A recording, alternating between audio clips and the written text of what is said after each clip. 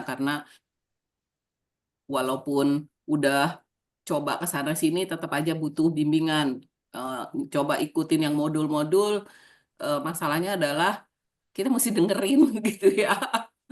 Nah, sehingga kita butuh yang lebih interaktif lah untuk berbicara tentang ini, tentang akun kita ya. Seperti juga Mas eh, Tain, si Rekadana ini yang akan mengisi adalah kita-kita semua di sini. Kalau Ilham bagiannya bagian yang lain ya. Bagiannya apa nanti boleh ditanya langsung sama Ilham karena agak susah buat saya ngejelasin otomasi up mesin gitu ya terus apalah pokoknya jadi nanti boleh tanya sama Ilham. Nah, kemudian tujuan daripada si akun tujuan kita ketemu kita mau bikin akun baru tuh seperti udah disampaikannya bahwa akun yang lama ya udah harus diganti. Nah, untuk pemula yang baru inilah butuh dibimbing supaya nggak kemana-mana gitu ya, supaya lebih jelas karena yang disebut niche market, yang disebut hook, dengernya sih gampang gitu ngerjainnya ternyata tidak mudah, butuh pengetahuan lebih banyak lagi. Nah, tujuan dari nanti rekadana tuh mau apa? Kalau kita pekerjaan alhamdulillah banyak, tapi kita juga jadi gini, kalau saya ini udah 15 tahun di perencana keuangan. Cuman saya itu nadah gitu. Kerjaannya dikasih terus. Banyak kan dikasih ya. Banyak kan alhamdulillah banyak kalau pekerjaan itu. Tapi kita juga ingin dapat project sendiri. Walaupun ada, tapi banyak kan kalau saya dari LinkedIn ya. Dari LinkedIn lebih banyak yang mengontak. Nah, inginnya dari Rekadana nih sama tim kita semua itu dapat juga selain tadi pekerjaan, nantinya mau Mas Islam bilang kan monetize-nya gimana nih? Itu kayak gitu juga kita butuh dibimbing. Mungkin nanti butuh beberapa sesi, sekarang akunnya dulu. Barangkali yang lain mau nambahin, silahkan. Irsyad. Sebagian besar sih udah disampaikan sama Bu Rina juga. Ya tadi pada masalah niche market ya terutama ya Bu ya niche market terus cara mengetahui kebutuhannya si niche market itu seperti apa. Walaupun memang tadi Bu Rina udah sampaikan udah baca apa namanya teorinya, ikutin apa videonya segala macam. Mendengarnya sebagai orang awam gampang Mas, tapi pas lagi prakteknya kok jatuh bangunnya lumayan sih Mas. Gitu. Jadi ya ini udah sesuai belum ya? Kok nggak makan-makan ya sama yang ya saya mikirnya sih kayaknya sih sudah sesuai. Tapi menurut saya ya, tapi kan menurut si market itu apakah kemakan apa enggak kan saya nggak tahu ya. Kok segini-gini aja gitu sih Mas. Unek-unek ini. Unek-unek ya. Nah, ini saya perkenalkan tadi Irsyad kan udah sering lihat ya. Dia paling rajin emang, paling rajin. Ini Margaret. Margaret, silakan Margaret memperkenalkan dirinya sendiri.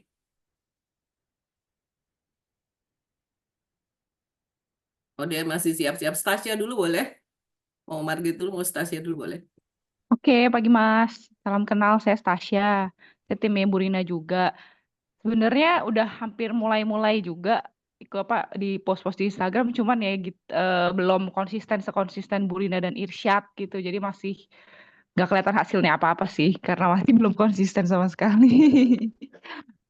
Saya, kon- Kasih. saya Ya, konsistennya juga baru 3 bulanan kok. Tadinya enggak juga. Tadinya sempat dipegang orang juga, tapi ya itu deh ternyata kita harus pegang sendiri. Silakan, Margaret. Selamat pagi, Mas Saiful Islam. Panggilannya Mas Islam. Islam aja nggak apa-apa. Islam ya? Oke, Mas Islam. Saya Margarita, panggilannya Margaret. Tim Ibu Rina juga di Rekadana. Kalau untuk konten saya mungkin yang paling enggak ini Mas. Belum belum konten lagi. Dulu sempat juga konten, sempat juga pakai apa namanya? Social media planner ya. Tapi karena ngandelin mereka doang kayaknya nggak dapet ininya. Apa jiwanya kayak eh, nggak hidup gitu karena kan cuman kayak asal post gitu doang terus habis itu jadi kehilangan arah dan ya udah jadinya tersesat gitu loh Mas Islam. Yang kata tadi si Irsyad bilang juga jadi kayak udah konten terus kok kemana gitu memang ada beberapa yang ada sih yang sempat kayak minta kayak jadi kayak speaker itu dari sosial media memang tapi memang belum maksimal aja mungkin mohon dibantu nanti Mas Islam gimana biar tidak tersesat lagi. Thank you. Oke, iya. Mungkin Mas Ilham barangkali mau kenalan boleh? Oke, eh, nama Mas Islam. Jadi kalau saya di bagian reksadana itu sebenarnya kalau bidang saya sama sih, mirip-mirip. eh, Mas Islam itu saya di digitalisasi, cuman digitalisasi saya itu lebih bukan di Instagram tapi lebih ke arah digitalisasi untuk industri. Jadi kalau apa main kayak Instagram itu sih tidak terlalu paham ya. Maksudnya apa utilize Instagram itu bagaimana. Cuman kalau di sistem digitalisasi ya itu bidang saya juga sih selama beberapa tahun ini untuk kerjaan seperti itu. Begitu aja Mas. Oke, siap. Oke, ini kita mulai sekarang ya berarti ya Bu Rina ya. Monggo Mas. Oke, siap. Saya izin share screen dulu sebentar.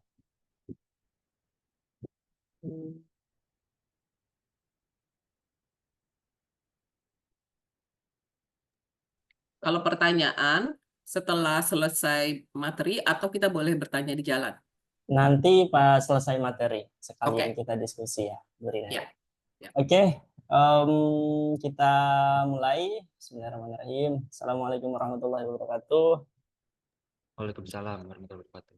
Selamat pagi semuanya, Mas Irsyad, Bu Rina, Mbak Margaret, Mbak Stasia, sama Mas Ilham. Ya, terima kasih ya sudah diberikan kesempatan buat sharing pada pagi hari ini. Jujur ini ada dua perasaan yang nyampur aduk. Pertama excited, kedua itu rada nervous sebetulnya karena dilihat sama orang-orang keren gitu. Saya coba riset di website sama Instagram juga. Waduh, ini orang-orangnya keren banget, Masya Allah, ya Allah. Oke, jadi rada nervous sedikit gitu ya.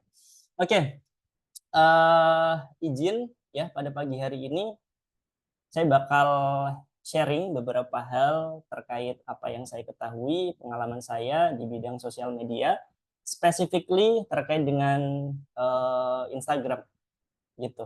Oke.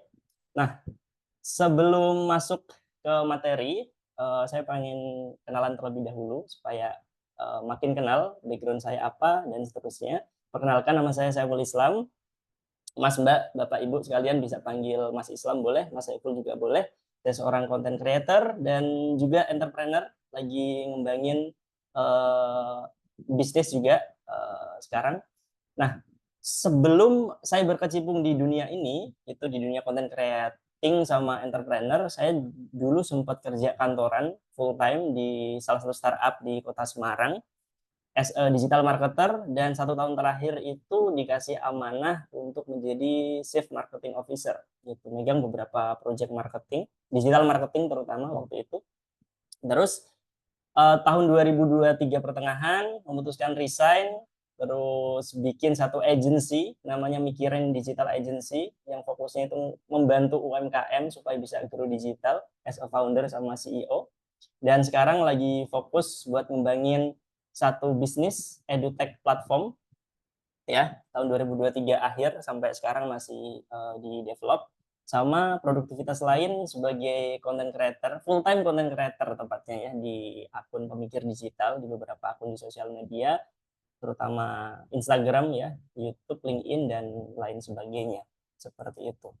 Nah, biar lebih mudah, saya bakal bagi materi atau diskusi atau coaching ya pada pagi hari ini ke dalam 3 aspek ini ya Bapak Ibu sekalian. Yang pertama, basic Instagram, nanti saya bakal jelasin terlebih dahulu fundamental Instagram, cara kerja Instagram, basic Instagram itu seperti apa gitu ya. Kemudian nanti bakal ada satu sesi buat bedah akun, saya bakal ngasih masukan, ngasih kritikan, ngasih solusi apa aja yang bisa dilakukan terkait Instagramnya Rekadana gitu ya. Nah, terakhir nanti kita lebih banyak di Q&A. Kita bakal diskusi lebih panjang di situ, apa yang jadi kendala Bapak Ibu sekalian, apa yang jadi permasalahan dalam hal mengembangkan akun Instagram, nanti bisa diceritain. Kita sama-sama belajar, kita sama-sama sharingkan nanti seperti itu. Oke. Pertama ya, kita bakal belajar, kita bakal sharing terlebih dahulu tentang basic Instagram. Karena platform yang kita gunakan adalah Instagram, ya mau nggak mau ya kita harus mengenali lebih dalam lagi, lebih jauh lagi Instagram itu seperti apa, cara kerjanya gimana sih supaya konten-konten yang kita bikin itu bisa sesuai dengan cara kerja Instagram gitu. Oke? Nah, saya pengen mulai dengan satu data terlebih dahulu, Mas Mbak, Bapak Ibu sekalian. Jadi ini riset tahun 2024 ya, masih terbilang baru gitu ya. Jadi pengguna sosial media di Indonesia itu sudah cukup banyak, sangat banyak bahkan ya. Ada sekitar 139 juta, yang artinya kalau penduduk kita itu sekitar 270-an juta ya, hampir 50% masyarakat Indonesia itu menggunakan sosial media gitu. Oke. Dan penggunaan rata-rata dalam satu hari itu cukup lama, cukup mencengangkan lah ya. Itu sekitar 3 jam 11 menit. Itu akumulasi dalam satu hari rata-rata ya. Ini angka yang cukup banyak gitu ya untuk kita, terutama anak-anak muda yang setiap hari itu sering banget scrolling sosial media, nyari-nyari konten gitu ya, berkomunikasi dengan teman ya dan seterusnya gitu. Nah, rata-rata itu 3 jam 11 menit. Ini angka yang cukup lama lah gitu. Nah, ada data alasan utama kenapa masyarakat Indonesia menggunakan sosial media gitu. Dan ya paling banyak itu mengisi waktu luang, itu paling atas banget tuh, sekitar 58,9% gitu. Nah, yang menarik adalah kalau kita perhatikan dari atas sampai bawah gitu ya, alasan orang Indonesia menggunakan sosial media itu kebanyakan untuk alasan-alasan yang konsumtif gitu. Nonton konten, nyari produk gitu ya, nyari berita, terus mungkin apa namanya, nyari sesuatu yang baru nih biar nggak FOMO gitu misalnya seperti itu. Nah, kebanyakan seperti itu gitu. Artinya apa? Artinya masih sedikit orang-orang yang menggunakan sosial media itu untuk kebutuhan yang produktif gitu. Misalnya untuk memasarkan bisnis, memasarkan produk, untuk personal brand, konten di sosial media gitu. Itu masih sedikit sekali gitu. Nah, ini berarti kita ya sebagai orang-orang yang punya bisnis, punya produk ya, pengen bangun personal brand, ini adalah waktu yang tepat gitu. Karena ya mayoritas masyarakat kita itu menggunakan sosmed itu ya untuk konsumtif gitu. Mereka yang bakal mengkonsumsi konten-kontennya kita gitu. Ini waktu yang sangat tepat untuk kita produktif bikin konten, memperkenalkan produk kita ke masyarakat di sosial media gitu. Nah, ini sosial media secara umum ya, Bapak Ibu sekalian ya. Kalau kita tarik lebih spesifik lagi ya, ngomongin soal Instagram, Instagram secara spesifik juga penggunanya sangat banyak gitu. Ada sekitar 89,8 lah juta pengguna di di Indonesia gitu. Berarti lebih dari setengahnya ya, lebih dari setengah pengguna sosial media di Indonesia itu menggunakan Instagram gitu. Nah, menariknya mayoritas yang menggunakan itu di usia 25 sampai 34 tahun. Mayoritas. Nah, ini usia-usia produktif, usia-usia yang secara karir udah cukup mapan lah ya. Udah punya buying power ya, daya beli yang tinggi gitu ya. Sehingga ketika kita memasarkan produk kita di Instagram terutama ya, ini adalah platform yang tepat gitu. Apalagi produk-produk dengan harga yang tinggi gitu, harga yang mahal gitu, kayak private konsultasi keuangan gitu, itu kan bukan produk yang murah gitu. Nah, ini sangat cocok gitu kita pilih sebagai platform utama kita untuk memasarkan produknya kita gitu. Oke. Nah, kalau kita lihat gitu ya, tahun 2023 akhir kan ada konser Coldplay ya, mungkin Mas Mbak sekalian ada yang nonton gitu mungkin. Itu kurang lebih itu ada 80 orang, 80.000 orang kumpul di satu tempat yang sama gitu ya. Dan itu kalau dilihat itu banyak sekali gitu. Nah, ini cuma 80.000 orang gitu, belum 1 juta. Kalau Instagram ada 89 juta. Gimana kalau misalnya dikumpulin dalam satu ruangan, satu wadah gitu, itu banyak sekali. Artinya apa? Saya cuman pengen menyampaikan bahwa ketika ada keramaian, ketika ada orang berkumpul, disitulah ada potensi kita memperkenalkan produk kita. Ada potensi produk kita terjual di situ. Seperti itu. Oke. Nah, oke. Kita lanjut bahas tentang algoritma Instagram. Ini adalah apa namanya? Cara kerja Instagram itu seperti apa gitu. Kita coba gali lebih dalam lagi sebelum pembahasan yang lebih teknis gitu ya. Nah, algoritma itu secara sederhana Bapak Ibu sekalian itu sebuah sistem yang mengatur penyebaran konten di Instagram gitu. Jadi setiap hari kan ada banyak sekali konten yang diupload di Instagram gitu. Banyak sekali konten-konten yang berseliweran di Instagram gitu ya. Konten-konten yang muncul di timeline Instagramnya kita, di beranda Instagramnya kita, itu enggak ujuk-ujuk ada, enggak tiba-tiba muncul gitu. Tapi ada sistem yang mengatur itu semua. Oke, nah sistem itu banyak orang menyebut sebagai algoritma, ya mesin learningnya Instagram itu yang mengatur penyebaran konten seperti itu. Nah, ibarat seperti ini. Instagram itu kan kumpulan manusia ya, Mas Bapak Ibu sekalian ya, kumpulan manusia ya. Orang-orang berkumpul di Instagram. Nah, di Instagram itu orangnya sangat-sangat beragam dengan berbagai macam behavior, dengan berbagai macam interest ya, ketertarikan pastinya. Ada yang suka bisnis, ada yang suka kucing, suka olahraga, suka keuangan dan lain sebagainya gitu. Nah, itu ada perkumpulan orang-orang di situ. Nah, tugas kita sebagai pebisnis dan sebagai creators itu membuat konten kemudian dilemparkan ke kumpulan orang ini gitu, dilemparkan gitu ya, yang pasti dengan spesifik topik, spesifik niche tertentu gitu. Nah, konten kita itu didistribusikan ke orang-orang yang tepat itu berdasarkan ranking, Mas Mbak sekalian, berdasarkan ranking. Rankingnya dari mana? Dari berapa banyak orang yang nge-like kontennya kita, berapa banyak yang komen, berapa banyak yang share, save, nonton konten kita sampai selesai apa enggak. Nah, itu yang dijadikan patokan penilaian Instagram untuk disebarkan ke audiens yang lebih luas. Let's say misal ada 4,3 ribu orang yang nge-like. Nah, orang yang nge-like ini karakternya mirip-mirip nih.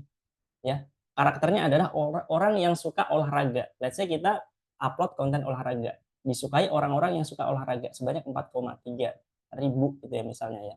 Nah, algoritma Instagram atau mesin learningnya bakal mempelajari nih, oh ternyata konten ini tuh membahas seputar olahraga. Ya, orang-orang yang suka olahraga ngasih engage nih ke kontennya kita gitu. Oke, ini konten bagus ya, responnya positif dari market, dari audiens. Aku bakal nyebarin konten ini ke audiens yang lebih luas, yang interestnya seputar olahraga. Seperti itu.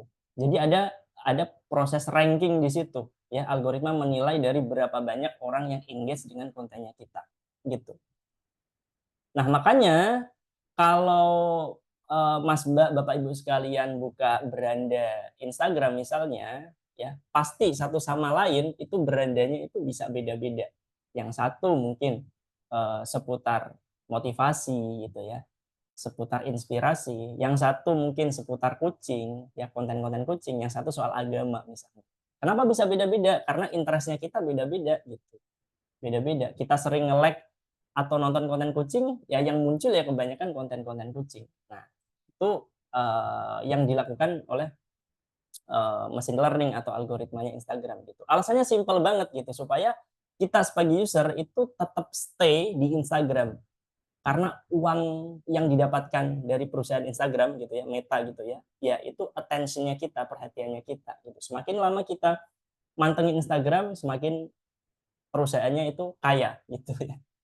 Bisnis modelnya seperti itu gitu. Makanya algoritmanya dibikin sedemikian rupa gitu. Dan ini nggak cuma Instagram aja, hampir semua sosial media juga menggunakan hal yang sama. Bahkan marketplace kayak Shopee, Tokopedia itu juga menggunakan hal yang sama gitu. Mereka memunculkan produk-produk berdasarkan interestnya si user ini. Kalau sukanya dengan perabotan rumah tangga, nanti yang muncul ya perabotan rumah tangga. Oke. Nah, di basic Instagram ini ya, secara teknis kita bakal ngebahas terkait dengan aspek ini, Bapak Ibu sekalian. Yang pertama adalah niche dan audience persona. Ini fundamental banget. Tadi Bu Rina sama Mas Irsa juga udah sempat nyebut ya. Nah, kita coba refresh lagi. Mungkin ada Mas Mbak sekalian yang mungkin belum ada gambaran terkait niche dan audience persona gitu ya. Yang kedua adalah terkait dengan profil optimization. Ya, gimana caranya kita optimasi profil kita supaya lebih powerful, supaya lebih strong gitu ya profilnya. Kemudian kita bahas terkait dengan konten strategi. Gimana caranya bikin konten yang bisa berpeluang diterima oleh audiens. Bisa berpeluang audiens itu ngasih engage ke kontennya kita sehingga konten kita bisa viral seperti itu. Ada 3 aspek ini yang ini teknis banget ya nanti. Oke. Yang pertama kita bakal ngebahas tentang niche dan audience persona terlebih dahulu. Ini fundamental banget nih, sebelum mulai ngonten ini harus dikelirin dulu nih. Niche-nya itu siapa sih gitu, dan audience personanya itu seperti apa gitu. Oke. Nah, menyusun niche dan audience persona itu penting banget Mas Mbak sekalian karena alasannya 3 kalau menurut saya. Yang pertama adalah memudahkan proses branding gitu. Karena kalau kita tahu niche-nya kita siapa, target marketnya kita siapa, kita akan lebih mudah untuk mungkin menyusun brand identity gitu ya. Terus menggunakan bahasa branding yang sesuai itu seperti apa gitu. Karena pada akhirnya ya cara berkomunikasi kita ya akan menyesuaikan target marketnya kita gitu. Bahkan sesimpel warna yang pas untuk target marketnya kita itu warna apa itu juga diperhatikan gitu. Nah, yang kedua adalah konten lebih relate. Pasti kalau kita paham target marketnya kita siapa gitu ya, kita bisa bikin konten yang relate, yang relevan sama mereka gitu. Tentu aja konten untuk anak muda remaja dengan konten untuk dewasa umur 40-an itu pasti berbeda. Gitu. Karena interestnya berbeda, gaya bahasanya juga berbeda. Seperti itu. Gitu. Kalau kita nggak tahu target market kita siapa, ya cara berkomunikasi kita bisa berubah-ubah gitu kan. Sesuai dengan apa yang kita mau gitu. Oke? Nah, yang ketiga adalah bisa menghemat sumber daya. Ya, tentu aja gitu ya, karena kita nggak mengharuskan ya membuat konten untuk semua orang gitu. Kita fokuskan ke target market tertentu. Target market atau niche yang lebih spesifik gitu. Itu justru akan jauh lebih menghemat sumber daya manusia, menghemat uang juga gitu. Karena kita nggak harus mendistribusikan konten kita ke banyak orang gitu. Nah, yang pertama ya, kita coba mencari nih spesifik audience niche dari bisnisnya kita atau dari akunnya kita itu siapa. Nah, audience niche itu simpelnya sekelompok orang yang menjadi target audiensnya kita, yang bakal menonton konten-kontennya kita, yang bakal membeli produk-produknya kita. Nah, itu audience niche. Oke. Nah, caranya itu paling sederhana adalah menggunakan rumus ini. Ya, kita coba menyusun satu kalimat ya. Kalimat ini representasi dari target market atau niche-nya kita gitu. Dengan rumus siapa plus untuk apa plus kenapa plus kapan gitu. Nah, contohnya seperti ini. Ini misal di akunnya saya. Misalnya seperti ini. Membantu anak muda untuk mengembangkan personal brand di sosial media lewat konten agar bisa menghasilkan income dan work from anywhere dalam waktu 1 tahun. Nah, kalau kita bredel nih, ini ada siapa, ada untuk apa, dan sampai kapan. Membantu anak muda, ini siapa? Nah, ini target audiens saya gitu ya. Siapa anak muda gitu. Untuk apa sih? Untuk mengembangkan personal brand di sosial media. Gitu, dapatnya. Kenapa? Agar bisa menghasilkan income dan work from anywhere. Alasannya kenapa sih bangun personal brand di sosial media? Supaya bisa menghasilkan income dan work from anywhere. Tanpa harus ngantor, tanpa harus kerja di perusahaan gitu ya. Jadi lebih independen secara karir gitu ya. Nah, dalam waktu kapan nih? Dalam waktu 1 tahun gitu. Nah, 1 tahun kalau belajar intensif misalnya ya, sungguh-sungguh gitu ya. Nah, bisa tuh menggapai goals-goals yang udah dibikin tadi. Nah, let's say misal untuk kasus keuangan misalnya ya. membantu perusahaan untuk manajemen keuangan supaya perusahaan lebih sehat dan terus berkembang. Seperti itu. Siapa nih yang jadi target perusahaan? Oke. Untuk apa? Untuk manajemen keuangan. Kenapa? Supaya perusahaan lebih sehat dan terus berkembang. Nah, di bagian kapan ini sebetulnya kondisional aja sih. Nggak harus ada, tapi kalau misalnya ada ya bisa diukur gitu ya, bisa dimasukkan gitu. Nah, ini yang jadi satu kalimat ya, satu kalimat yang bakal jadi guideline-nya kita ketika bikin konten di sosial media gitu. Jadi lebih tahu target audiens atau niche-nya kita itu siapa gitu dan problemnya apa, keinginannya apa. Nah, itu aja nggak cukup karena belum detail ya, belum spesifik. Nah, untuk membuat tadi ya lebih spesifik, kita bisa bikin yang namanya audience persona. Nah, audience persona ini profil audiens yang mewakili target audiensnya kita gitu. Nah, ini lebih detail lagi gitu. Nah, kita bisa membagi audiens persona menjadi empat hal. Yang pertama itu demografi, ya kita breakdown lagi usia mereka berapa sih gitu. Kalau tadi kan hanya sebatas siapa itu anak muda gitu ya. Nah, anak muda kan masih umum banget ya, belum spesifik ya. Kita breakdown lagi di aspek demografis gitu. Usianya berapa nih? 25 sampai 40 tahun, let's say. Jenis kelaminnya apa? Gitu, apakah fokus ke wanita atau ke pria atau dua-duanya? Pekerjaannya apa, lokasi, pendidikan dan seterusnya. Nah, itu masuk ke demografis gitu ya. Nah, kedua adalah masalah. Masalah apa yang dihadapi oleh target marketnya kita atau target audiensnya kita. Let's say misalnya ya, sulit mengatur pengeluaran bulanan dan sering merasa kekurangan dana. Nah, ini problem yang mungkin sering-sering dialami gitu ya. Atau mungkin kurang paham tentang investasi dan strategi keuangan jangka panjang. Let's say seperti itu dan seterusnya. Kita breakdown masalah-masalahnya gitu. Nah, selanjutnya adalah keinginannya ya. Setelah tahu persoalannya apa, pasti mereka punya keinginan, ya kan? Nah, keinginannya itu apa nih terkait dengan keuangan?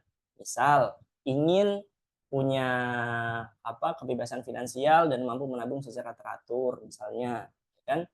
Kemudian memiliki investasi yang berkembang untuk jangka panjang dan seterusnya, gitu. Yang terakhir adalah ketakutan. Ketakutan apa yang mereka rasakan, ya, ketika mereka tuh nggak bisa mengelola keuangan.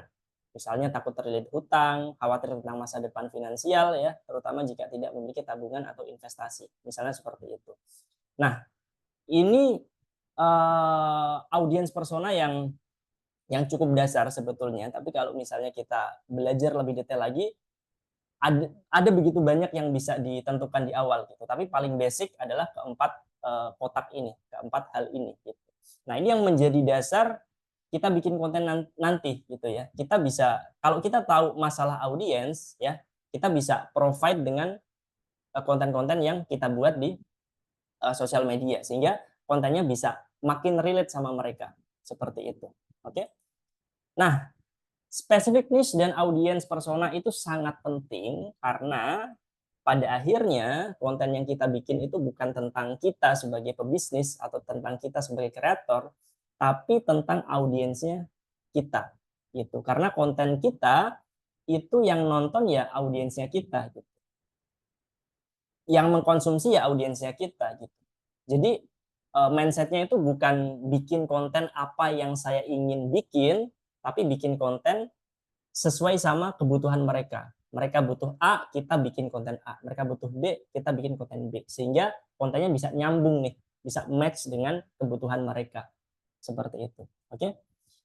Nah, kalau kita udah paham target market kita, niche kita, target audiens kita siapa, ya.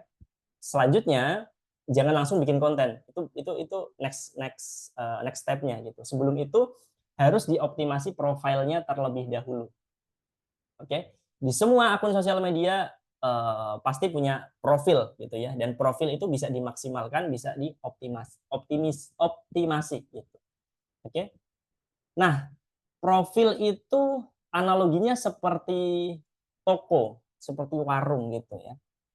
Misalnya saya pengen beli sesuatu di warung kelontong gitu misalnya. Terus saya menemukan satu toko, saya masuk gitu ya. Ternyata tokonya itu berantakan banget. Tata letaknya berantakan, ada tikus di mana-mana misalnya. Terus karyawannya itu cuek banget misalnya.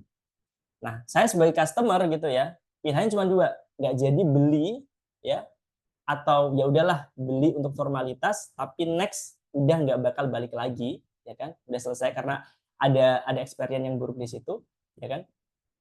Nah, di Instagram juga sama Bapak Ibu sekalian, gitu ya.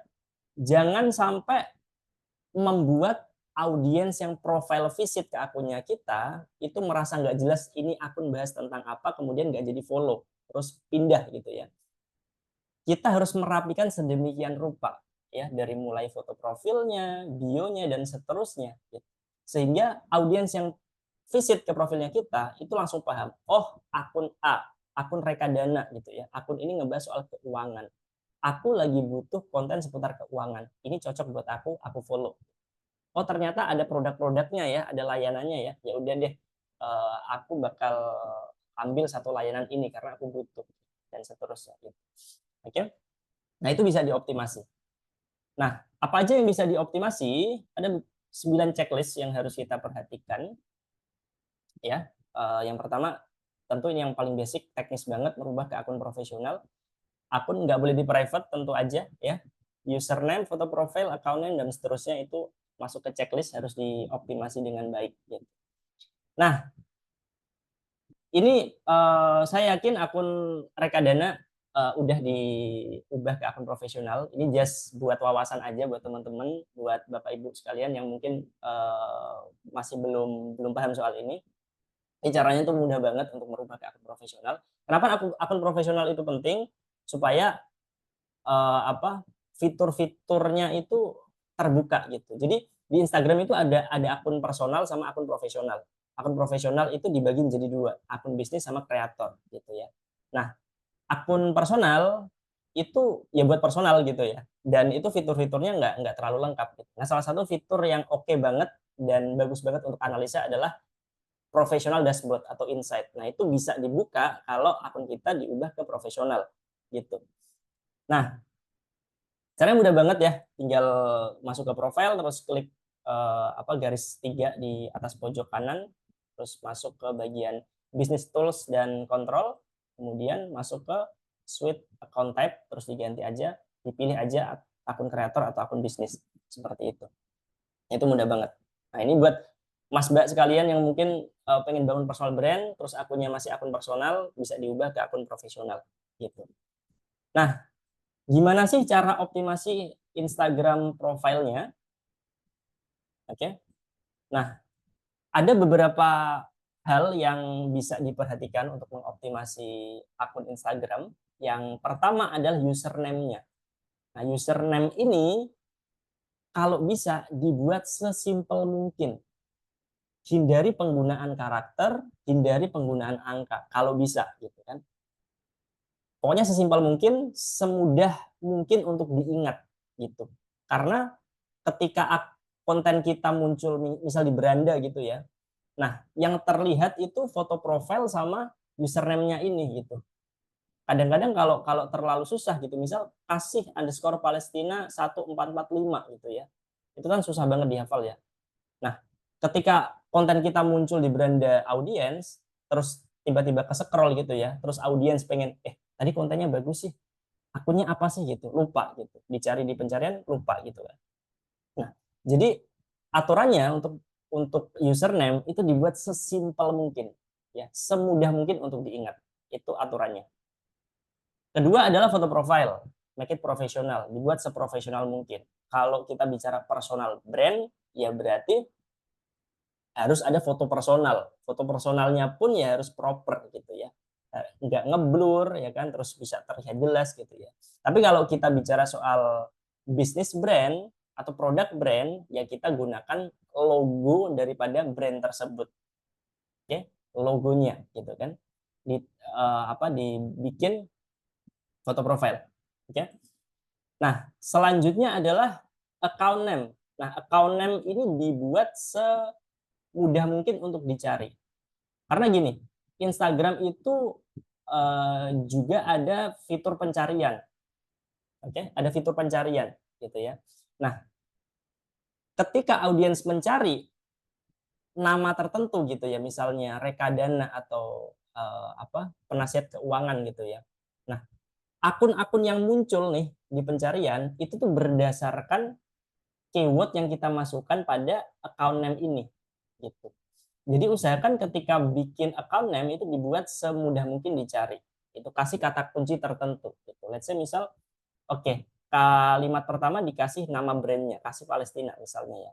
Tapi kalimat berikutnya itu dikasih kata kunci tertentu yang sesuai sama nilai-nilai yang dibawa oleh produk atau perusahaan gitu. Let's say misal sedekah untuk Palestina gitu.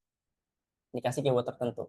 Nah, misalnya audiens nyari dengan kata kunci sedekah gitu ya di pencarian, akun ini bisa jadi muncul di permukaan karena ada keyword yang dimasukkan gitu. Oke.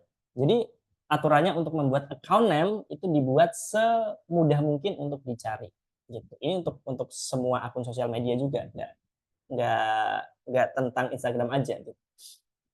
Nah, selanjutnya adalah bio. Nah, di bio ini dibuat sejelas mungkin, seclear mungkin. Oke? Karena ini bakal yang dibaca oleh audiensnya kita. Gitu. Akun kita membahas soal apa sih? Itu dijelaskan di sini. Oke? Jadi audiens bakal clear. Oh, akun rekadana itu pembahasannya seputar keuangan. Oke? Lebih jelas. Nah, kemudian untuk link bio dibuat semudah mungkin ya.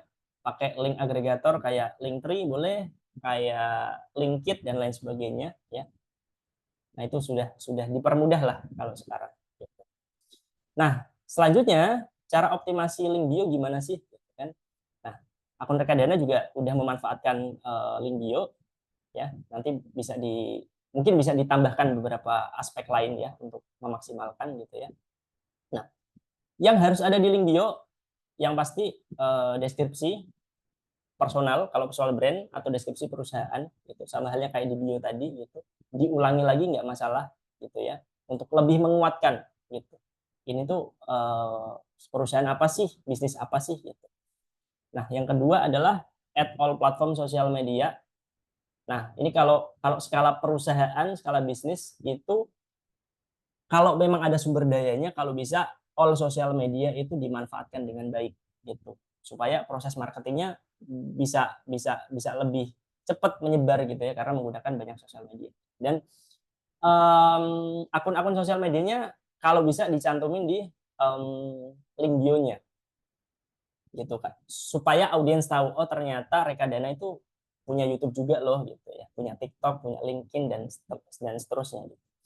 Nah, selanjutnya website tentu aja ini untuk kredibilitas supaya calon customer ya, marketnya kita itu lebih kredibel lah, lebih trust dengan kita gitu kan. Perusahaan yang punya website secara profesional itu jauh lebih bisa membangun trust daripada yang nggak punya sama sekali, seperti itu. Nah, keempat adalah kontak person, pasti CS ya untuk audiens, untuk calon customer yang mungkin masih bingung dengan perusahaan ini gitu ya, pengen tanya-tanya seputar produk dan seterusnya. Nah, yang terpenting adalah kelima ini, lead magnet produk. Ini kalau saya menyarankan semua bisnis itu harus memiliki lead magnet produk. Lead magnet produk itu simpelnya adalah produk gratisan yang kita kasih ke audiensnya kita secara gratis ya. Tujuannya untuk mengumpulkan database mereka berupa nama, email, sama nomor WhatsApp. Itu lead magnet produk. Nah, enaknya sekarang di dunia digital kita bisa kita bisa bikin lead magnet itu dalam bentuk digital produk. Kita bisa. Jadi cuma bikin sekali bisa digunakan berkali-kali. Nggak ada cost-nya gitu ya. Berbeda kalau zaman dulu ya. Zaman dulu pas bisnis konvensional kita ngasih lead magnetnya, kita ngasih voucher misalnya, kita ngasih diskon misalnya. Nah, itu kan ada cost yang terbuang di situ. Kalau sekarang dengan digital produk itu kita bisa gratis gitu kan membuat digital produk. Nah, itu bisa dicantumin di link bio-nya sini gitu. Nah, tujuannya satu, untuk mengumpulkan database mereka. Karena kita hidup di dunia serba data, siapa yang punya data, mereka yang bakal menang, seperti itu. Itu yang penting banget. Nah, kalau kasusnya di Rekadana, nah coba ditanya lagi tuh, kebutuhan audiens, kebutuhan market itu apa gitu. Ya, yang seputar keuangan. Misal template laporan keuangan, mereka butuh nggak? Atau mungkin e-book seputar tips keuangan misalnya. Itu bisa tuh. Gitu. Nah, setiap kali audiens pengen akses produk digital ini, mereka harus memasukkan nama, email, nomor WhatsApp. Itu yang nanti dipegang sama perusahaan, yang kemudian ya kita bisa mengedukasi database ini menggunakan email marketing atau WhatsApp marketing dan seterusnya. Karena database yang masuk ini tuh udah calon customer yang lebih potensial daripada followers gitu. Karena followers masih market yang dingin gitulah ibaratnya seperti itu. Tapi kalau udah masuk database ini udah market yang hangat gitu, bisa kita edukasi lebih lanjut seperti itu. Nah, selanjutnya adalah cara optimasi highlight. Ya, di Instagram itu ada fitur highlight yang cukup membantu sebetulnya ya. Buletan-buletan yang ada di bagian atas itu bisa kita manfaatkan untuk proses branding gitu kan. Nah, paling minimal, paling basic ya, kita bisa menambahkan itu 5 highlight ini. Yang pertama who ya, siapa sih kita, perusahaan apa sih, bergerak di bidang apa gitu ya. Terus yang kedua produk atau layanannya apa aja itu disebutkan, testimonial atau event barangkali ada gitu ya, atau BTS behind the scene ya, mungkin keseruan di kantor gitu ya, dan seterusnya gitu kan, untuk membuktikan kalau ya memang ini perusahaan kredibel gitu, ada karyawannya gitu ya, ada banyak SDM yang membantu di sini gitu. Nah, kalau kita bagi sebetulnya tujuan dari highlight ini, dari 5 highlight ini, itu pertama untuk menceritakan kita itu siapa gitu. Yang dua ini, yang who sama produk. Kita itu siapa, produk kita apa, layanan kita apa. Bisa nggak layanan kita itu nge-solving problemnya kamu sebagai market. Nah, yang ketiga ini, testimonial, event sama BTS itu lebih kepada membangun kepercayaan. Ya.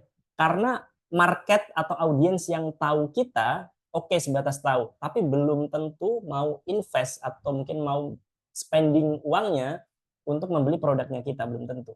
Itu harus ada sesuatu yang membangun kepercayaan gitu ya. Nah, dengan kita berbagi testimonial, tentu yang terkonsep dan proper ya.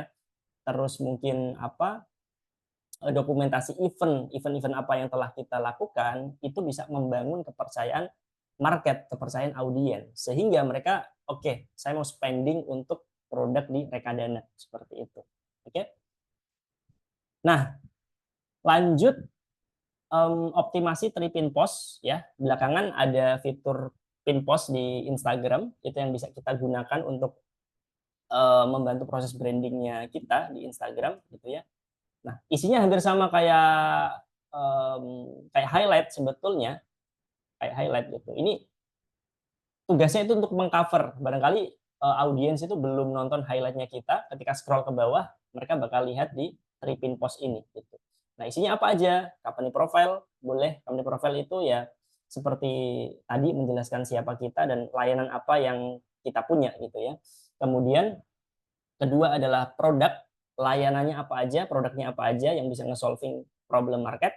Kemudian testimonial, ya, siapa aja yang udah terbantukan, ya, dan kata-kata mereka apa, gitu, kesan mereka setelah dibantu oleh Rekadana itu apa aja, seperti itu. Oke. Nah, itu terkait dengan profil optimization, ya. Setelah profil kita rapikan dari mulai foto profile, bio, highlight, terus pin post dan segala macamnya, toko kita udah siap nih. Nah, selanjutnya apa? Selanjutnya adalah bikin kontennya. Gitu. Karena gini, konten itu tugas atau fungsinya itu seperti brosur kan, untuk menyebarkan informasi bahwa kita punya toko gitu kan. Jangan sampai kita nyebar brosur tapi toko kita belum siap gitu kan. Nah, itu harus diatur dulu gitu ya. Profil harus dioptimasi dulu. Nah, setelah profil siap, baru kita bikin brosur sebanyak-banyaknya untuk diinformasikan nih ke audiens bahwa kita ada perusahaan keuangan nih, ada produk-produk yang mungkin bisa solving masalahnya kalian gitu sebagai market. Oke. Nah, apa sih itu konten? Ini definisi yang rada eksklusif sebetulnya. Konten itu bagi saya adalah sebuah value atau nilai yang diberikan kepada audiens. Gitu. Jadi ada nilainya di situ. Nah, nilai dari sebuah konten itu bentuknya ada dua, Mas Mbak, Bapak Ibu sekalian. Gitu. Yang pertama adalah entertain, sesuatu yang menghibur, sesuatu yang bisa ngebuat kita seneng gitu ya. Konten lucu, konten drama yang membuat kita sedih, itu adalah konten entertain. Itu adalah hiburan gitu. Konten seperti itu ada nilainya gitu. Jadi kita sebagai audiens itu mau menukarkan waktu kita, 1 menit waktu kita untuk menonton konten tersebut gitu, karena memang ada nilainya, kita terhibur. Itu satu, entertain. Yang kedua adalah education. Education itu sesimpel konten yang memberikan wawasan baru, konten yang membuat audiens yang awalnya nggak tahu menjadi tahu, sesimpel itu. Nah, kita bisa bermain dua-duanya, entertain sama education boleh gitu ya, atau ngambil salah satu juga boleh, it's okay, nggak masalah. Yang terpenting adalah sesuai sama branding yang ingin kita bangun gitu. Nah, kadang-kadang kalau bisnis atau perusahaan yang sifatnya itu profesional banget, biasanya mainnya di edukasi gitu, karena ya fokusnya memang ngebuat audiens supaya paham, tahu bahwa kita punya kapasitas di bidang ini ya, makanya kita bikin konten-konten edukasi gitu kan. Kalau perusahaan atau bisnis yang sifatnya lebih ke anak muda gitu ya, nggak terlalu profesional banget gitu, kadang-kadang ngambilnya di jalur entertain. Nah, ini bisa dipilih sesuai dengan branding yang ingin kita bangun.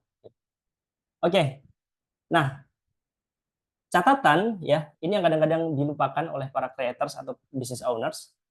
Setiap konten yang kita buat itu harus memiliki tujuan, harus memiliki objektif. Nah, kadang-kadang atau seringnya ya kita sebagai creator, business owners itu bikin konten aja gitu. Yang penting konsisten.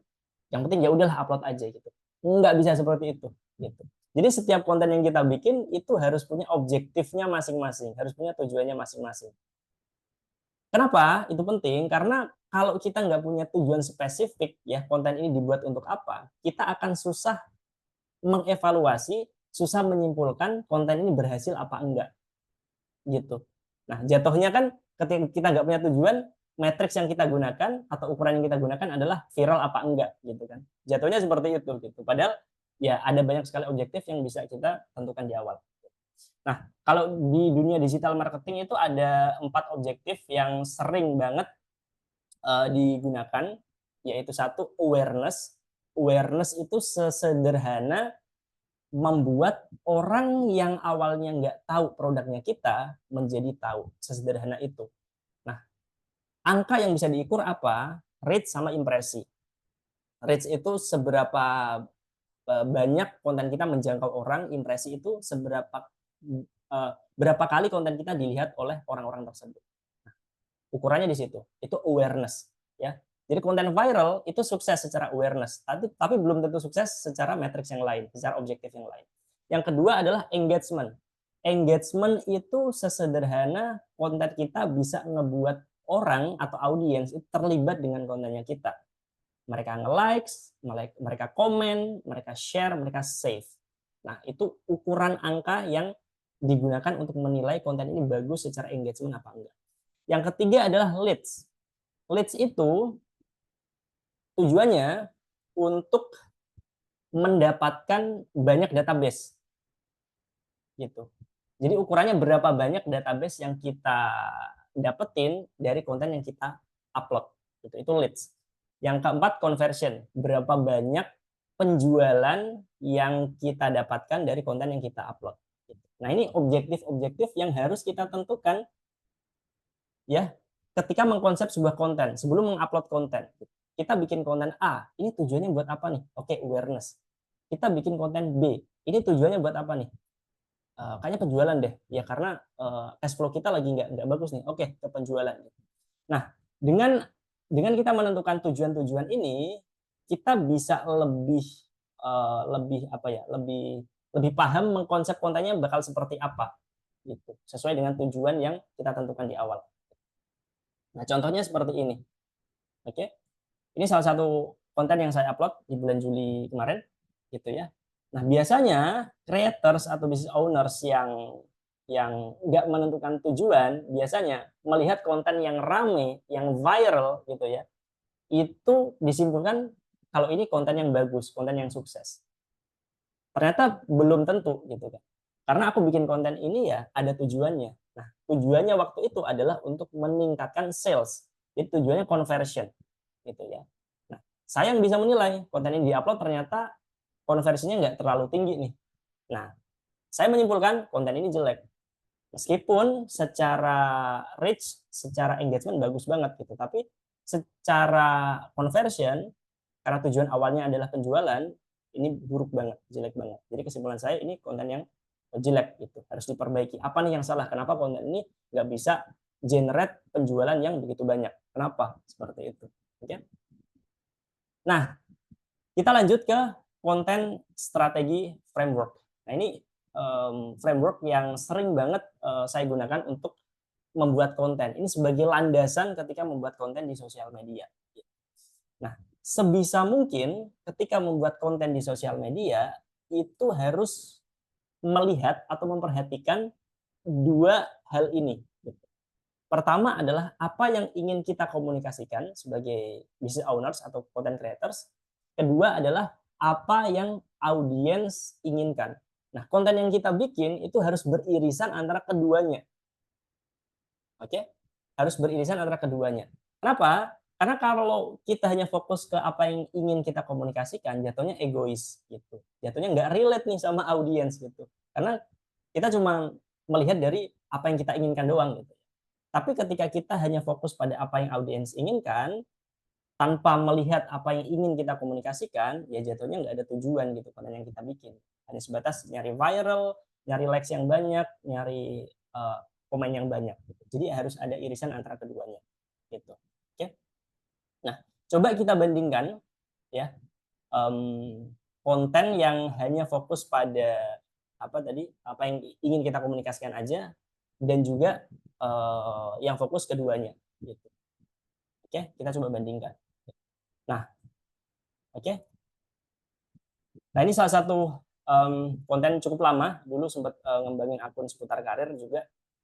Nah, yang kiri itu fokusnya cuman apa yang ingin saya komunikasikan, ya. Saya pengen promosi, ya. Saya punya produk digital itu CV ya waktu itu ya. Ya udah saya upload gitu kan. Itu tanpa memperhatikan apa yang diinginkan audiens. Nah, yang kanan itu memanfaatkan kedua lingkaran tadi gitu. Jadi ada irisan antara keduanya gitu. Saya memperhatikan apa yang diinginkan audiens dan apa yang pengen saya komunikasikan, yang mana itu adalah promosi, sama-sama promosi gitu. Yang satu hard selling langsung ya, yang satu ada edukasinya dulu gitu kan. Dikasih bridging dulu, yang kemudian di akhir juga ada promosinya. Seperti itu. Hasilnya Bapak Ibu sekalian sangat-sangat jauh sekali. Konten yang hanya fokus sama apa yang ingin saya komunikasikan, ya, lebih egois nih, ya, nggak melihat kebutuhan audiens, itu cuma bisa menjangkau 1.000 orang aja. 1.000 orang aja gitu. Nah, sedangkan konten yang fokus pada keduanya, apa yang ingin saya sampaikan dan apa yang diinginkan audiens bisa menjangkau 51.000. Ini berapa kali lipatnya ini, banyak banget nih ya, 50 kali lipatan gitu kan, banyak banget gitu. Dan konten ini juga bisa generate profit yang begitu besar daripada yang ini gitu. Simple karena konten ini pakai framework tadi.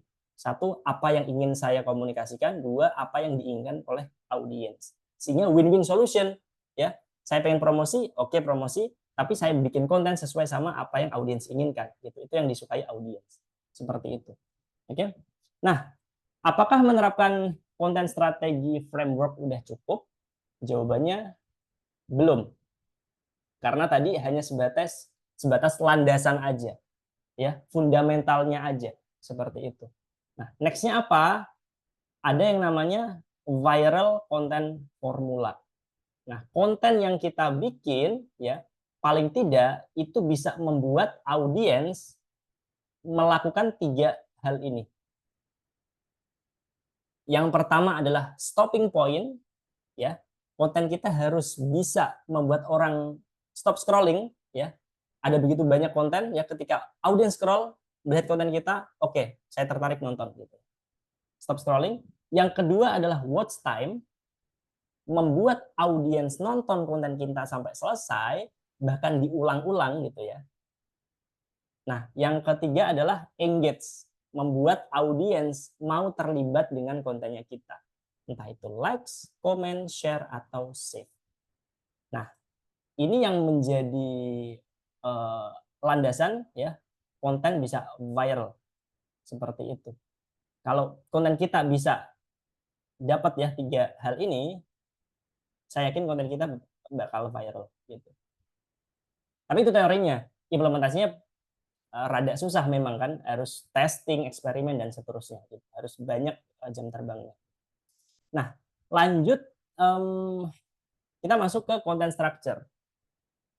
Struktur konten yang bisa dinikmati atau disukai oleh audiens itu seperti apa sih gitu ya. Nah, basically konten yang kita bikin itu setidaknya ada 3 anatomi ini, Bapak Ibu sekalian, 3 hal ini gitu ya. Yang pertama adalah hook. Hook itu ibarat manusia itu kepalanya gitu ya. Yang kedua adalah body, isi kontennya ya. Ibarat manusia adalah perutnya. Call to action adalah kakinya gitu ya, ajakan untuk bertindak. Hook itu tujuannya untuk membuat orang stop scrolling ya, supaya audiens tertarik untuk menonton konten kita sampai selesai. Body adalah isi daripada kontennya, konten kita ngebahas soal apa sih, dijelaskan di situ. Call to action adalah ajakan supaya orang atau audiens melakukan sesuatu yang kita inginkan, entah itu engage ke kontennya kita, membeli produknya kita, ataupun yang lain sebagainya. Nah, contohnya seperti ini. Ini salah satu mentor saya, mentor konten, Bang Ogut namanya. Sorry, ini ada suaranya, Bapak Ibu sekalian? Ada nggak? Nggak ada. Nggak ada. Bentar, ini caranya gimana nih? Share itu deh kayaknya, share audio. Share audio. Ini Bentar. Ini. Oh, saya tahu. Coba ulang. Share screen. Oh, di sini share sound-nya udah ini padahal. Coba ya. jangan bikin hook kayak boomers. Apa itu hook boomers? Ada. Ini contoh. Ada. Oke, siap, kita lanjut lagi. Kita bentar.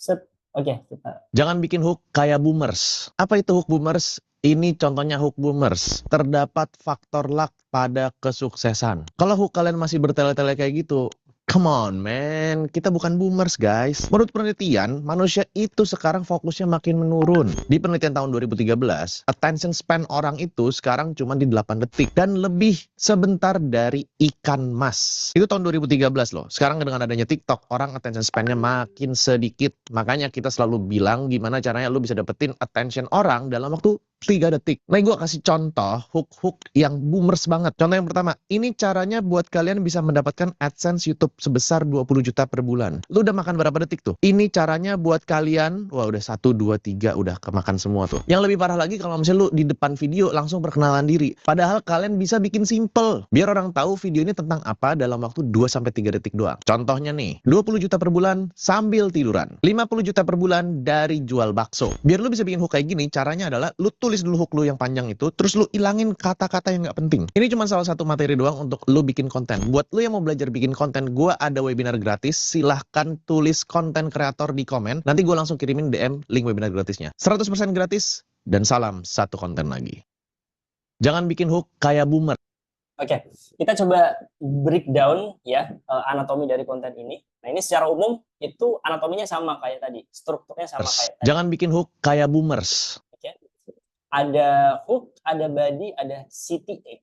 Nah, hooknya apa? Jangan bikin hook kayak boomers. Nah, ini namanya negative hook. ya, menggunakan kata larangan ya untuk membuat orang penasaran. Biasanya orang kalau dilarang itu justru malah makin penasaran gitu. Jangan bikin hook kayak boomers. Itu hooknya. Nah, badinya apa? Badinya tadi Bang Ogut bilang, apa itu hook boomers bla bla bla bla. Nah, kalau kita breakdown tadi ada contoh ya, dikasih contohnya seperti apa, terus penjelasannya seperti apa, sama hasil penelitiannya. Itu badinya gitu. Nah, yang terakhir di video terakhir itu ada call to action, ya, ajakan untuk bertindak gitu ya. Nah, si kreator bilang, tulis konten kreator di komen untuk mendapatkan akses kelas gratisnya, seperti itu. Oke, jadi secara anatomi 3 poin ini, hook, body, sama CTA. Nah, lanjut.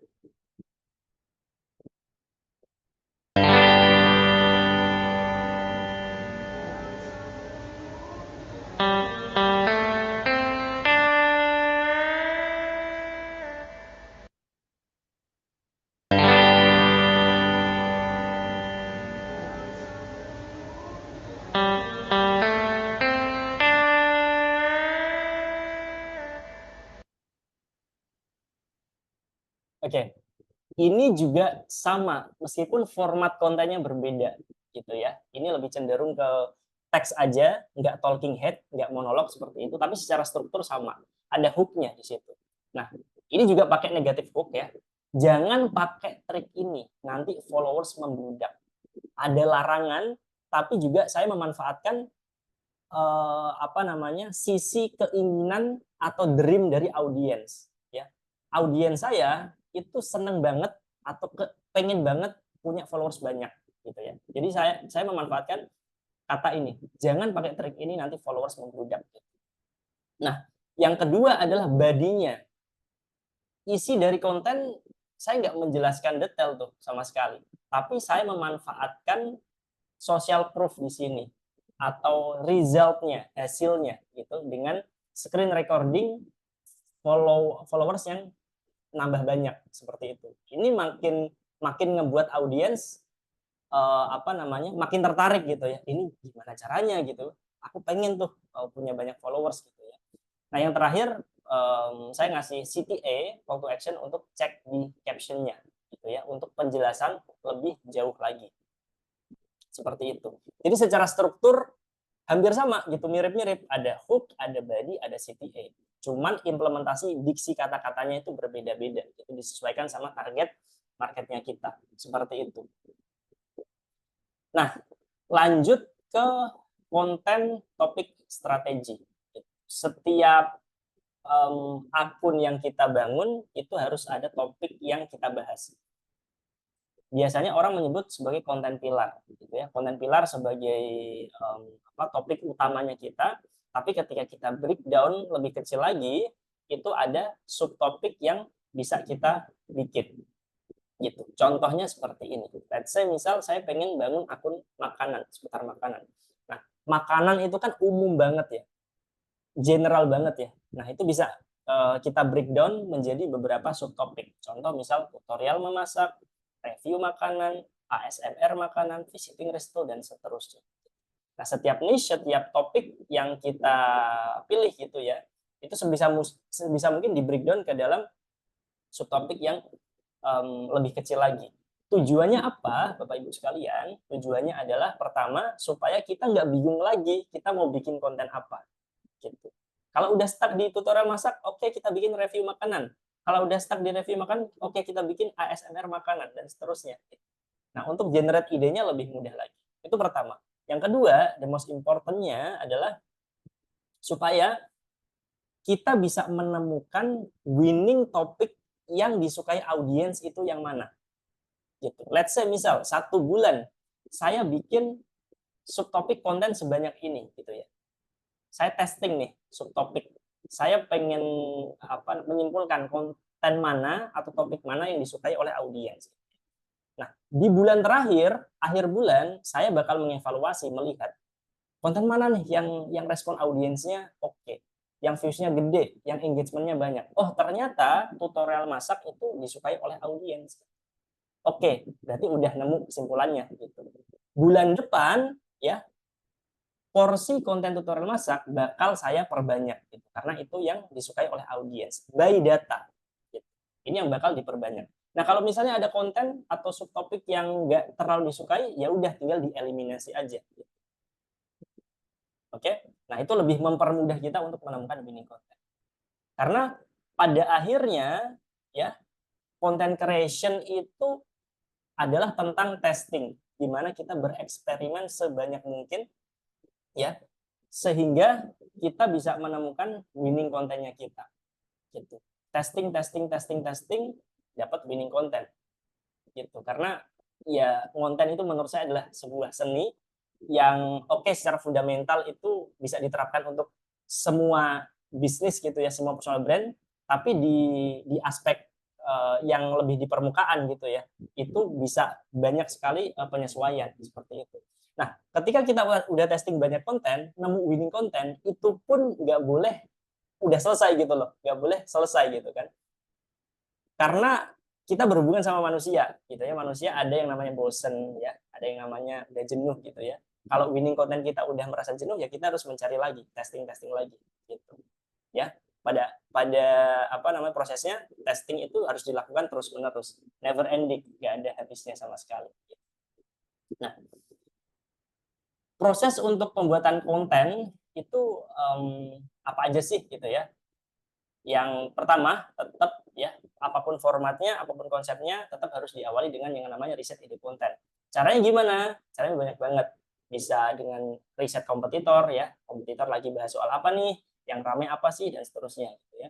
Kedua adalah bisa tanya ke audiens kita, mereka butuhnya apa, pengennya dibikinkan konten seperti apa, atau by data yang kita punya ya, dengan melihat konten-konten lama kita, konten mana nih yang dapat respon positif dari audiens, itu yang bisa dijadikan sebagai ide kontennya kita. Dimulai dari riset ide konten terlebih dahulu. Nah, kedua, tetap ada scriptingnya ya, biar lebih terkonsep ya, biar lebih terarah gitu ya. Itu harus ada scriptingnya, di breakdown lagi konsepnya gitu ya. Konten ini mau ngomongin apa sih ya, kata-kata yang pas itu seperti apa sih. Ini terlepas dari format yang mau kita pakai ya, tetap ada proses scriptingnya, entah itu talking head atau mungkin carousel misalnya, single post dan segala macamnya, itu harus ada proses scriptingnya di situ. Nah, yang ketiga adalah video tagging ya, shooting video. Let's say misalnya konten yang kita bikin adalah konten talking head, monolog gitu ya. Ya, kita tagging videonya. Terus ada proses editing. Yang terakhir adalah schedule. Ya, kita jadwalkan konten yang udah kita bikin ya untuk 1 minggu ke depan atau mungkin 2 minggu ke depan, seperti itu. Nah, seringnya ya, sebagai creator sama business owners itu tuh merasa capek gitu ya, nggak bisa disiplin, nggak bisa konsisten konten. Padahal salah satu kunci untuk bisa berhasil di sosial media adalah konsistensi gitu. Semakin banyak konten yang kita upload, semakin banyak sampel yang bisa dibaca oleh algoritma Instagram gitu ya. Kalau kita cuma upload 1 konten dalam 1 bulan, ya bisa berharap konten kita bakal naik gitu ya. Nah, caranya gimana?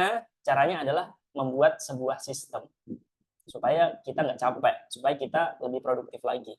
Nah, saya sebut namanya sebagai sistem content batching. Nah, simpelnya itu gini, Bapak Ibu sekalian. Jadi kita memetakan nih setiap proses konten ke dalam hari-hari tertentu. Nah, biasanya problem yang sering dilakukan oleh creator atau business owner gitu ya, ketika bikin konten, dan ini justru membuat kita capek, adalah setiap hari kita ngonten. Setiap hari kita melakukan proses konten yang sama. Let's say misal, Senin kita riset ide konten, scripting, tagging, editing, sampai uploading. Selasa kita ulangi lagi. Riset ide konten, ya, terus scripting, tagging, editing, dan seterusnya. Nah, itu yang membuat kita capek justru. Gitu ya. Semua proses dilakukan dalam 1 hari. Semua proses dilakukan 1 hari. Nah, kita bisa meminimalisir burnout atau mungkin capek itu dengan content batching ini. Nah, dipetakan aja gitu. Misal riset ide konten itu di hari Senin. Di hari Senin gitu ya. Nah, riset ide kontennya nggak cuma 1, Bapak Ibu sekalian, tapi langsung banyak. 7 konten. riset 7 ide konten untuk 1 minggu ke depan gitu ya. Itu nggak butuh waktu banyak kok. Cuman ya 30 menit, 1 jam lah. Sedikit banget gitu ya. Dan sisanya bisa digunakan untuk pekerjaan yang lain. Udah. Kalau udah selesai, nggak usah dilanjutin lagi. Selasa baru scripting. Ya. Scripting langsung 7 konten. 7 konten. Ya. Konten A, oke scripting. B, scripting, dan seterusnya. Rabu video tagging. Langsung 7-7-nya tagging. Kamis editing, langsung 7-7-nya editing. Jumat scheduling. Nah, schedule ini langsung 1 minggu ke depan. Nah, setelah itu udah tugas kita selesai. Ya. Tinggal nyantai-nyantai aja gitu ya. Terus hari Senin diulangi lagi seperti itu. Jadi langsung banyak gitu. Jadi kita punya bank konten. Seperti itu. Nah, ini cara yang digunakan oleh saya secara pribadi ya, di bisnis atau di personal brand, dan juga kreator-kreator besar di luar sana juga menggunakan sistem yang sama. Sehingga mereka bisa terus konsisten, terus disiplin konten setiap hari. Seperti itu. Oke? Nah, itu aja untuk basic Instagram pada pagi hari ini. Sebelum masuk ke bedah akun, mungkin kita bisa diskusi sebentar terkait dengan basic Instagram ini. Barangkali ada yang mau ditanyakan, boleh. Silahkan. Oke. Maaf, Bu Rina, ini saya izin ke toilet bentar, nggak apa-apa ya? Boleh, saya juga sama Iya. begitu. Oke, izin sebentar. Yes.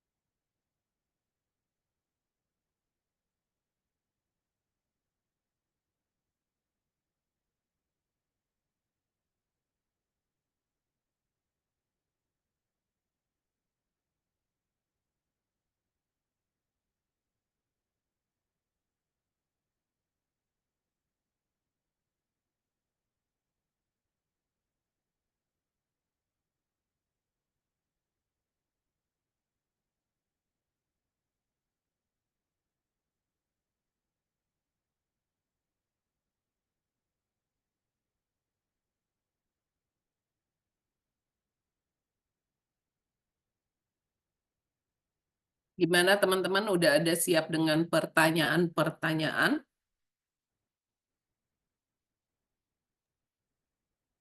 Oh, ada. Satu. Iya, ya, aku juga ada. Ternyata guru kita sebenarnya sama ya, cuman di maksudnya kan ide kreator ini yang dari muda cuman sekali tuh kita udah ikut. Ini juga cuman kita menjalankannya nggak seserius mereka mungkin, jadinya sama. Hani juga dari sana. Ini Mas Islam juga sama ternyata gitu. Satu perguruan. Satu perguruan.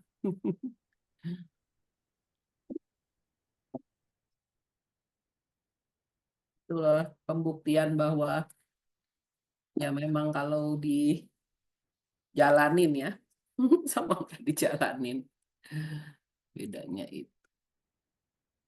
Oke, maaf banget. Nggak apa-apa, saya juga sama baru dari toilet. Oke, Ya, ya silakan, siapa dulu yang mau bertanya? boleh silakan Mas Mbak, Bapak Ibu sekalian, boleh kita diskusi. Mau Margaret dulu? Mas, Boleh, Margaret. Mas Islam. Ya. Thank you. Tadi pemaparannya mau tanya untuk yang tadi untuk ranking algoritma. Jadi kan ada likes, comment, share, save kan ya. Yap. Nah, itu apakah sama itunya atau ada urutannya mana yang paling efek sih, Mas? Oke. Dilihat dari likes-nya apa dari comments-nya, dari yang share apa dari yang save, apa emang harus semua itu harus berimbang? Iya, betul. Idealnya semuanya harus berimbang. Tapi ini saya cukup ngikutin Adam Mosseri. Adam Mosseri itu CEO Instagram. Nah, ini kadang rankingnya itu berubah-ubah. Ini sesuai kebijakan sama Instagramnya gitu. Terakhir yang saya lihat dari announcement-nya si Adam Mosseri itu yang paling bagus adalah share sama save-nya. kalau share sama save-nya bagus, ya kemungkinan yang lain juga bisa ngikutin seperti itu. Gitu. Cuman itu nggak jadi patokan untuk jangka panjang ya, Mbak Margaret ya, karena itu tetap balik lagi ke kebijakan si Instagram ini. Gitu. Tapi Oke, bisa berubah. saya cukup ngikutin si Adam Mosseri ketika announcement sistem-sistem terbarunya. Gitu sih penjelasannya. Oke, thank you, Mas. Oke, Yang lain, thank you. Ya, silakan. silakan teman-teman yang lain boleh mau tanya, kita diskusi. Oke, Mas Islam, terima kasih juga udah sharing-sharing ilmunya. Tadi mau tanya juga kan ada rumus siapa, untuk apa, kenapa, dan kapan. Nah, yang mau saya tanya ini itu apa ya? Maksudnya misalnya saya siapa tadi kan Mas Islam juga udah sharing juga siapa itu misalkan mau yang berkeluarga, lalu yang mungkin pekerjaan karyawan sudah menikah atau yang belum menikah, bla bla bla tadi.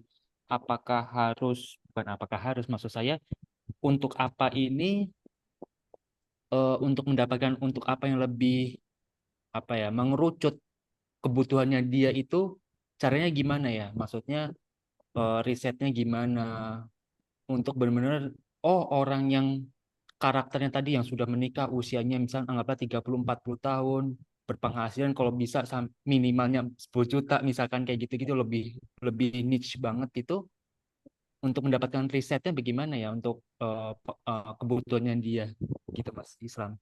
Oke, siap. Terima kasih Mas Irsyad. Oke, ini kalau misalnya pengen riset yang lebih formal mungkin ya, lebih datanya lebih lengkap lagi, mungkin bisa kerjasama sama agensi riset itu bisa. Cuman soal teknis ya itu yang lebih ahli mungkin sananya seperti itu. Tapi ada satu riset yang biasanya saya pakai dan ini cenderung lebih mudah gitu ya. Nah biasanya gini, misalnya gini, saya pengen bikin akun, bikin bisnis terkait dengan keuangan, gitu kan? Nah, seputar niche sama target marketnya, ini kan butuh data ya, butuh riset segala macamnya ya. Saya biasanya ya itu nyari akun publik yang memiliki topik serupa. Kan ada banyak tuh di Instagram tuh ya, akun publik yang membahas soal keuangan gitu ya. Nah, dia udah punya audiens di situ, udah punya attention di situ. Nah, saya sewa paid promote di situ. Saya tanya, red card untuk paid promote berapa sih? Gitu kan. Untuk reels mungkin, untuk Instastory misalnya. Misal harganya oke, berapa ratus ribu. Oke, saya pasang. Ya. Kontennya ini nanti diarahkan untuk ngisi formulir ini ya. Nah, nanti audiens yang ada di akun publik tadi itu diusahakan untuk ngisi formnya tadi. Gitu. Nah, itu audiens yang lebih tertarget lah daripada kita jaring audiens yang lebih umum gitu ya, general ya, untuk mengisi form. Nah, ini lebih tertarget gitu karena akun publiknya membahas soal keuangan gitu. Jadi meskipun mungkin nggak benar-benar tertarget sesuai apa yang kita inginkan, tapi minimal bisa mendekati ke situ gitu. Nah, satu tips ketika bikin survei seperti itu dengan teks seperti itu jangan cuman jangan cuman minta mereka untuk ngisi survei, tapi kasih sesuatu buat mereka gitu. Nah, kita bisa gunakan dengan contoh lead magnet tadi, produk digital tadi. Let's say seperti ini. Pengen dapetin template keuangan gratis, klik link di bawah ya. Nah, nanti ketika si audiens ini pengen dapat template tadi, itu syaratnya harus ngisi formulir tadi. Nah, itu lebih tergugah untuk mengisi karena ada embel-embel sesuatu yang gratis yang kita dapatkan daripada kita cuma meminta untuk mengisi. Nah, seperti itu cara survei gampangnya. Seperti itu, Mas Irsyad. Thank you. Yes, siap. Thank you, Mas Islam. Oke, sama-sama Mas Irsyad. Mungkin ada yang lain, silakan Mas Mbak. Saya mau melanjutkan dulu pertanyaan yang barusan. Nggak paham sih saya sebenarnya. Maksudnya kita masuk ke akun yang mana, kemudian tadi kayak misalnya kita mau sewanya siapa nih untuk isi form tersebut. Boleh dijelasin lagi? Oke, siap Bu Rina. Misal ya, ini saya cari di Instagram. Nah, Ini case-nya saya pengen bikin akun dan bisnis seputar keuangan. Coba cari di Instagram dengan kata kunci keuangan misalnya. Cari akun publik yang pembahasannya seputar keuangan. Let's say misal ini. Tapi jangan perusahaan ya, nanti nggak bisa kompetitor soalnya. Harus akun publik. Akun publik tuh yang dimaksud akun publik tuh Akun bukan akun perusahaan, tapi Bu Rina tahu akun dagelan namanya? Yang lucu-lucuan itu? enggak? Nggak tahu ya? Nggak tahu ya. Atau kayak misalnya akunnya OJK gitu, itu akun publik bisa disebut itu. Bukan. Itu akun bukan. instansi namanya. Iya. Misalnya kayak dagelan. Tapi ini fokus ke ini sih, lucu-lucuan sih.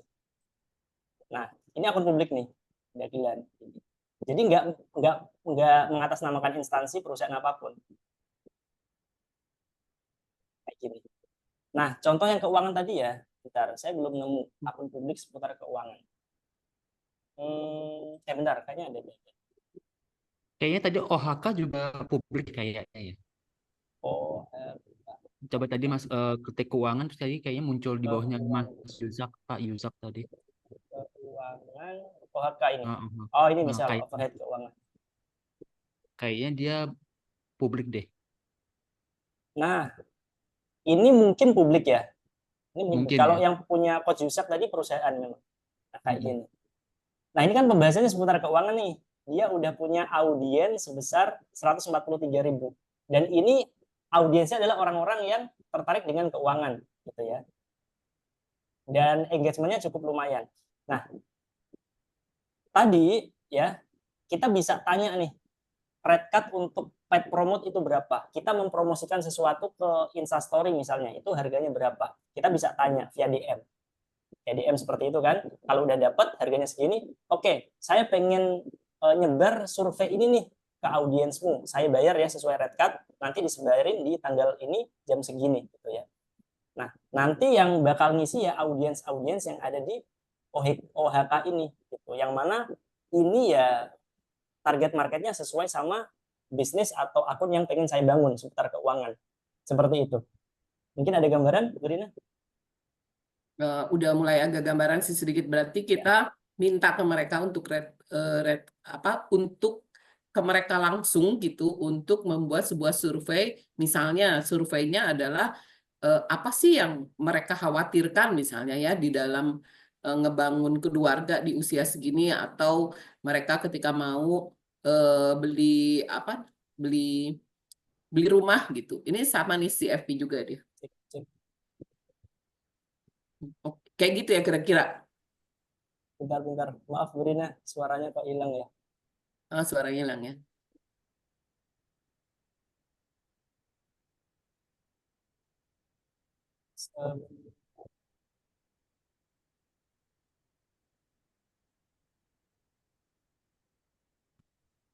Cek. Di saya sih enggak sih ada. Ini nggak ada suara. Sudah aman? Suara saya masuk? Aman. Kalau Iya, bilang, aman.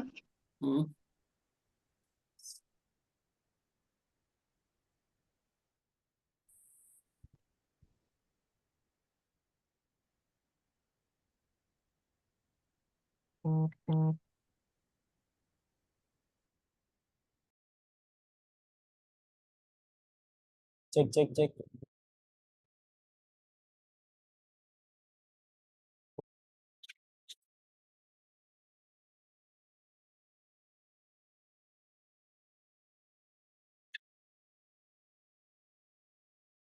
naik turun.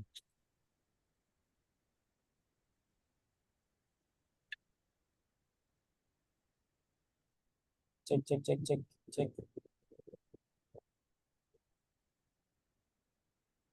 Ada suaranya? Coba direspon dong. Saya aman suara saya? Mas, Ya, Bentar, suara Di Mas kita Iza tuh suaranya nggak masuk ya? suara saya Masuk masuk ya? Mas? Masih slap? Bentar. Suara saya masuk, tapi suaranya yang lain nggak masuk di earphone saya. Oh, suara Mas Islam masuk kok di saya. Oh, speaker aja. Cek, cek, cek, cek. Minta direspon. Ada suaranya? Ya, kalau kita dengar suaranya. Aduh, nggak muncul suaranya. Punten. Iya, suara saya masuk ya, tapi suara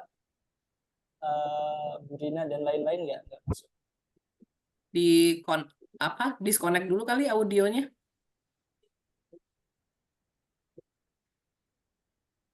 Audio set.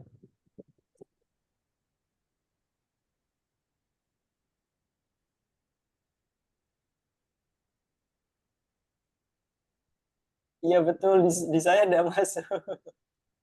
Jadi Ada kasihan. yang tahu teknis ini nggak? Ya Allah, kenapa gitu?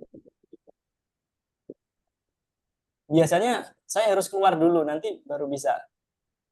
Coba Oke. ya saya keluar bentar. Kasih host dulu aja. Pindah dulu hostnya. Ini